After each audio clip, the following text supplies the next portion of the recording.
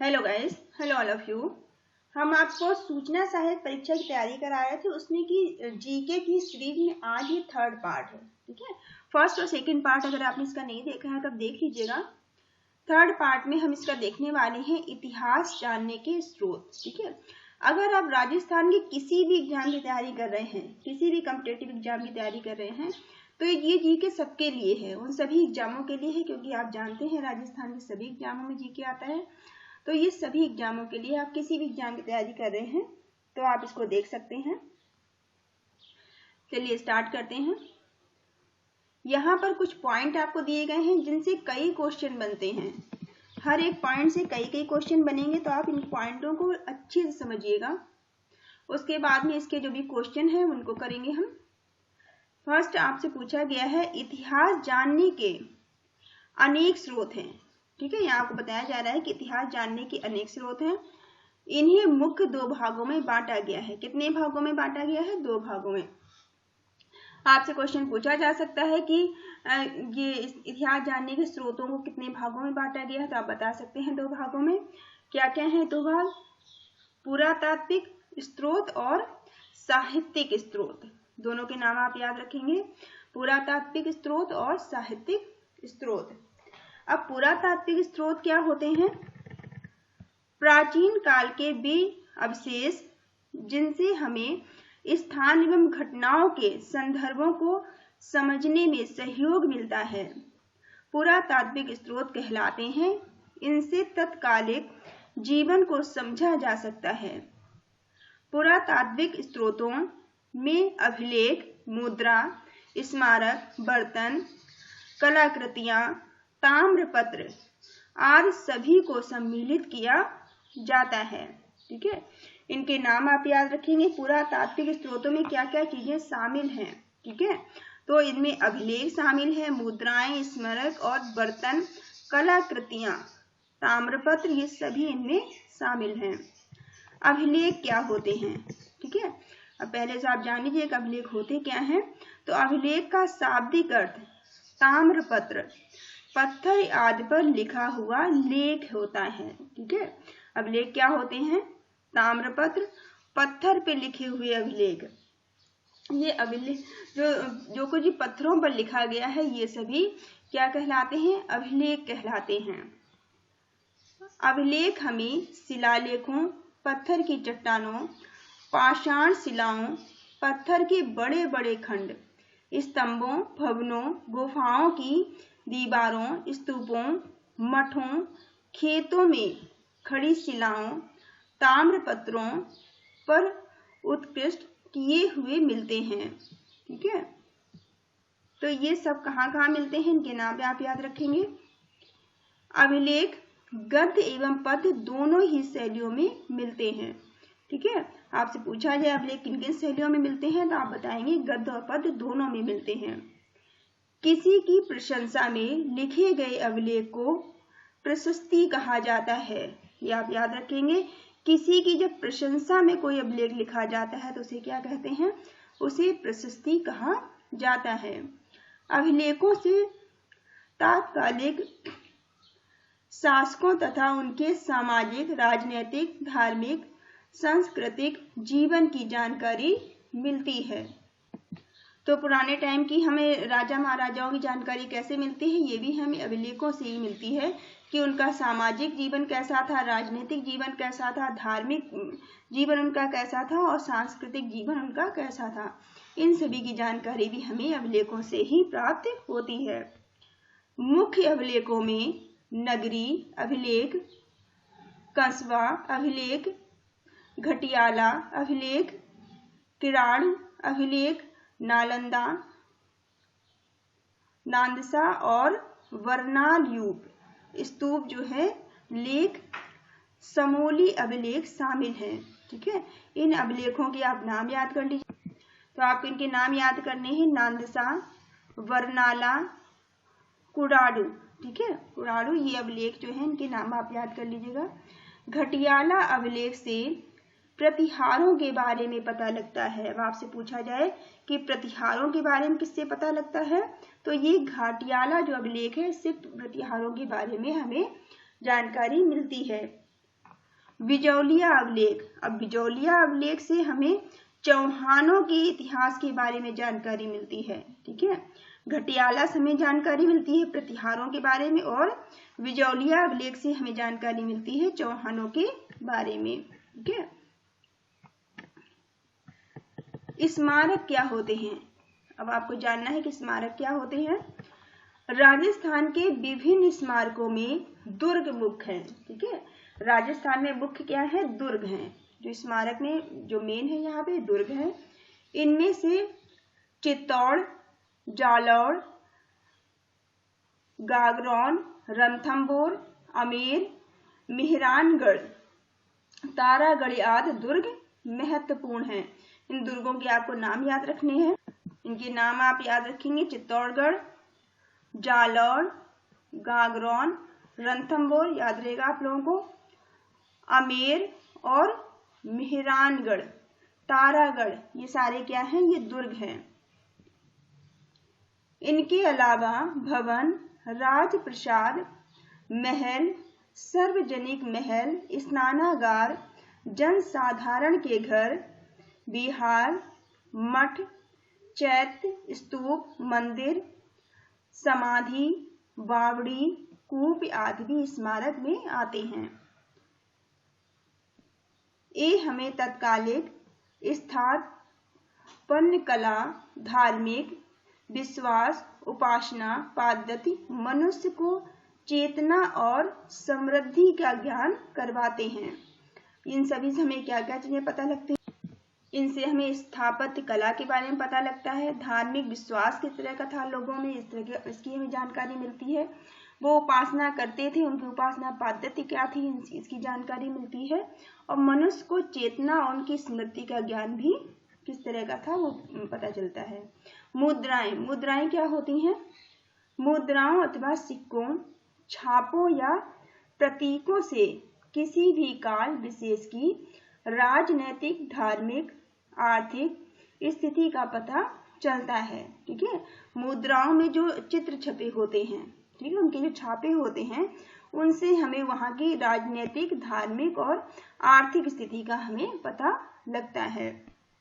मुद्राओं पर अंकित चिन्ह, भाषा, लिपि, सन, संबद्ध, नाम सहित धातु की शुद्धता, नाप तौल आदि से हमें उस समय की समृद्धि का ज्ञान होता है। ठीक है, धातुओं से हमें इन सारी चीजों का भी पता लगता है कि उस समय की भाषा क्या थी, लिपि क्या थी, सन क्या था, संबद्ध क्या था। ठीक है, सिक्के राज व शासक की शक्ति के सूचक भी हैं। ठीक है, जो सिक्के होते थे वो राज और शासक की उनकी शक्ति क्या है उसके बारे में भी उनसे पता लगता है।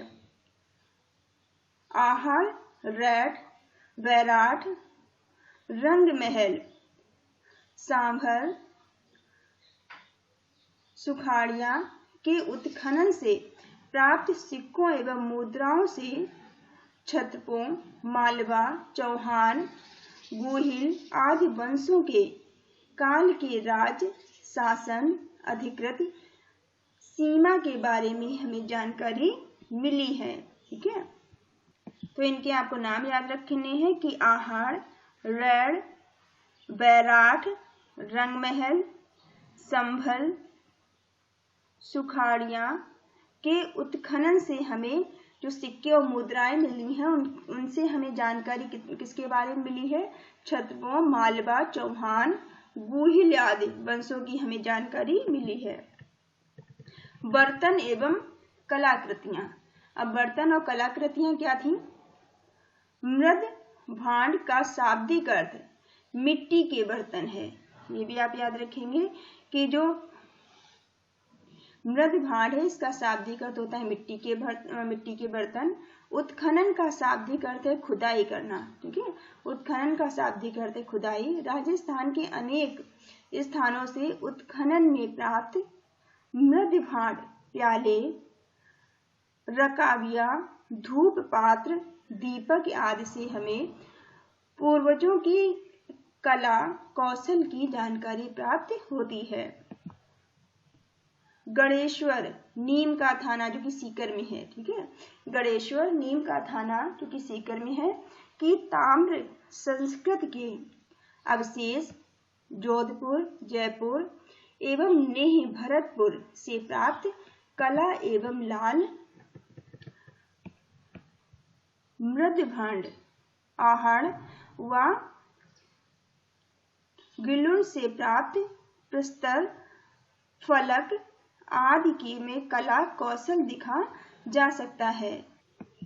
अब ताम्रपत्र क्या थे, ठीक है, अब जो आपके ताम्रपत्र क्या होते हैं, तांबे के छोटे छोटे पत्तों, ठीक है, जो तांबे के छोटे छोटे पत्रों पर खोदे गए लेखों को ताम्रपत्र कहते हैं। ये आप याद रखेंगे कि जो तांबे के छोटे छोटे पत्रों पर जो खोदा जाता है, लिखा जाता है, उसे ही ताम्रपत्र कहते हैं।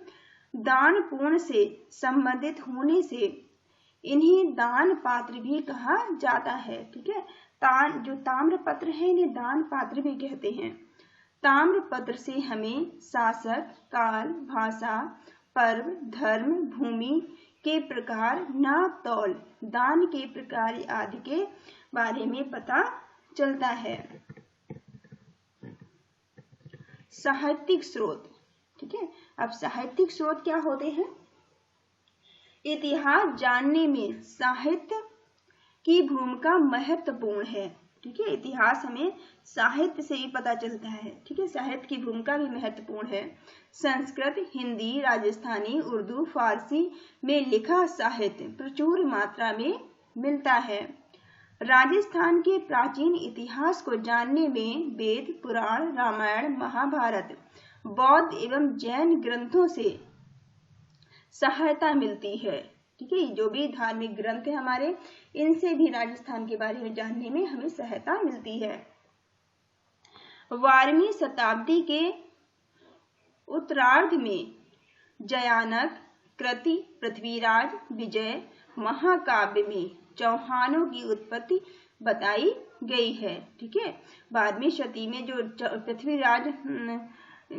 पृथ्वीराज की जो कृति है उससे भी हमें चौहानों के बारे में पता चलता है। तो 12वीं शताब्दी में के उत्तरार्ध में जयानक कृति पृथ्वीराज विजय महाकाव्य के चौहानों की उत्पत्ति के बारे में पता चलता है। नैनचंद्र सूरी कृति, अब ये नैनचंद्र सूरी जो कृति है हमीर महाकाव्य से चौहानों के इतिहास का पता चलता है, ठीक है।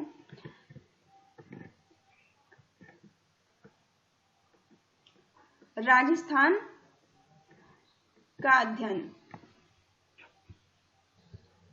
साथ साथ अलाउद्दीन खिलजी की रणथंबोर विजय और उस समय की सामाजिक धार्मिक स्थिति की जानकारी भी मिलती है, ठीक है, इसकी जानकारी भी हमें किससे मिली है, ये भी हमें इसी काव्य से मिली है, हमीर महाकाव्य से, ठीक है। राजस्थानी साहित्य पृथ्वीराज रासो, अचल दास खींचीरी, बचानिका पद्मनाभ कृति, कन्नड़ देव प्रबंध, बीकानेर के दलपत सिंह कृति, दलपत बिलास, खिड़िया जंगा कृति, वचनिका आदि विशेष उल्लेखनीय हैं। इन कृतियों के नाम आप याद रखिए। नैणसी री ख्याति, वांकी दास की ख्याति, दया दास की ख्याति, जोधपुर राज्य की ख्याति आदि से इतिहास जानने की जानकारी प्राप्त होती है। इनकी ख्यातों के नाम आपको याद रखने हैं। फिर फारसी, उर्दू, तवारीखों इतिहास ग्रंथों से हमें विशेषता मध्यकालीन राजस्थान का इतिहास समझने में सहायता मिलती है। कर्नल जेम्स टॉन्ड कृति, कर्नल जेम्स टॉन्ड की जो कृति है annals and antiquities of Rajasthan और पश्चिम भारत की यात्रा रचनाएं। बूंदी के जो महाकवि हैं सूरमल मिश्र सूरमल मिश्रण ने वंश भास्कर की रचना की है। वंश भास्कर की रचना किसने की है आपसे पूछा जाए तो आप नाम जो है याद रखेंगे। बूंदी के महाकवि है सूरमल मिश्रण।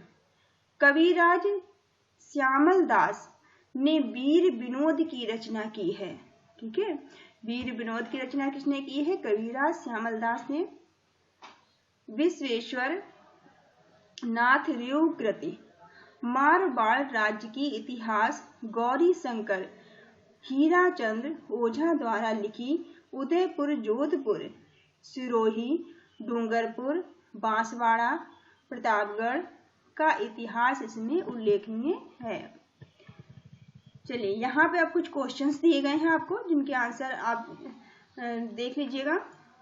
फर्स्ट क्वेश्चन आपसे पूछा गया है, वंश भास्कर नामक पुस्तक के लेखक कौन थे? तो वंश भास्कर पुस्तक हमने देखा था किसने लिखी है? सूरमल मिश्रण ने लिखी है। ठीक है, वंश भास्कर जो पुस्तक है वो सूरमल मिश्रण द्वारा लिखी गई है। पृथ्वीराज विजय नामक महाकाव्य के लेखक कौन है? तो पृथ्वीराज विजय नामक जो महाकाव्य है वो जयानक ने लिखा है। ठीक है। हमीर महाकाव्य के लेखक कौन है? तो हमीर महाकाव्य के जो लेखक हैं वो नंदन चंद सूरी हैं। ठीक है, नंदन चंद सूरी ने हमीर महाकाव्य लिखा है। कन्नड़ दे प्रबंध के लेखक कौन है? कन्नड़ दे प्रबंध के लेखक जो हैं वो पद्मनाभ हैं। पद्मनाभ का नाम आप याद रखेंगे। Annals and antiquities of Rajasthan के लेखक कौन है? तो annals and antiquities of Rajasthan के लेखक हैं कर्नल जेम्स टॉड। इनका नाम भी हमने देखा था, जो आपको पॉइंट में सब दिया हुआ है। आप अच्छे से समझ लेंगे तो इसके जो भी क्वेश्चन आप बनेंगे वो सब आप कर पाएंगे। क्वेश्चन नंबर 6, प्रशंसा में लिखे गए अभिलेख को क्या कहा जाता है?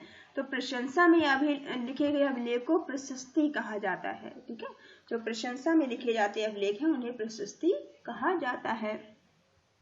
मृद भांड का शाब्दिक अर्थ क्या है? तो मृद भांड का शाब्दिक अर्थ है मिट्टी के बर्तन। प्रतिहारों के इतिहास की जानकारी किस अभिलेख से मिलती है? तो प्रतिहारों के इतिहास की जानकारी हमें घटियाला अभिलेख से मिलती है। ठीक है, घटियाला अभिलेख से हमें प्रतिहारों के इतिहास की जानकारी मिलती है। वीर विनोद की रचना किसने की है? तो वीर विनोद की रचना की है श्यामल दास ने। ठीक है, वीर विनोद की रचना श्यामल दास ने की है। क्वेश्चन नंबर 10 और ये लास्ट है, इतिहास जानने के स्रोत को मुख्यतः कितने भागों में बांटा गया है? तो इतिहास जानने के स्रोत को हमने सबसे पहले देखा था 2 भागों में बांटा गया है। पहला है पुरातात्विक स्रोत और दूसरा है साहित्यिक स्रोत। तो आप सा वाले ऑप्शन में टिक करेंगे। ठीक है, तो आई होप ये क्वेश्चन आपको समझ में आए होंगे। इस वीडियो को हम यहीं तक रखते हैं। वीडियो छोटे होते हैं तो आपको देखने में आसानी रहेगी, और इसका 4th पार्ट आप नेक्स्ट वीडियो में देखिएगा। ठीक है, thank you all of you, thank you for watching.